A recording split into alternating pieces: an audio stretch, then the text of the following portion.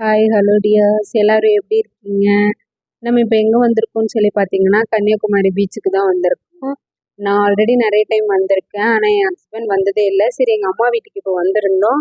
எங்கள் சித்தி பசங்க 2 பேர் வந்திருந்தாங்க, எங்கள் பாப்பாங்க. சரி, அவங்களுக்கு கூட சேர்ந்துட்டு நம்ம போகலாம் அப்படின்னு பிளான் பண்ணி ஈவினிங் வந்துட்டு தான் நாங்கள் வீட்டிலேருந்து கிளம்பியிருந்தோம்.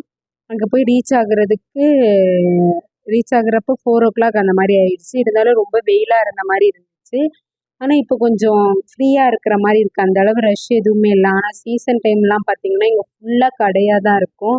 நம்மளால் நடக்கவே முடியாது, அந்த அளவுக்கு கூட்டம் அலமோதும்.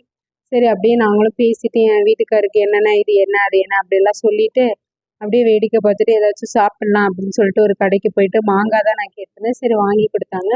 நாங்கள் ஷேர் பண்ணி அப்படியே சாப்பிட்டுட்டு கடல் பக்கத்தில் போயிட்டு வேடிக்கை பார்த்துட்டு இருந்தோம். இதுதான் விவேகானந்தர் மண்டபம். இங்கே தான் பிரதமர் மோடி வந்து ரிசல்ட்டுக்கு 2 days முன்னாடி தியானம் பண்ணாங்க. அதுக்கு பக்கத்தில் இருக்கிறது திருவள்ளுவர் சிலை, உங்கள் எல்லாருக்கும் தெரிஞ்சிருக்கும். ஆனால் என் ஹஸ்பண்ட் இப்போ தான் ஃபஸ்ட் டைம் பார்க்குறாங்க. அந்த திருவள்ளுவர் சிலைக்கு எங்கேருந்து எப்படி போகிறதுனா, இந்த பக்கத்தில் இருந்து போட்டில் ட்ராவல் பண்ணி தான் அந்த பக்கம் போகணும். அதுக்கு சார்ஜஸ் தனியாக நம்ம பே பண்ணுற மாதிரி இருக்கும்.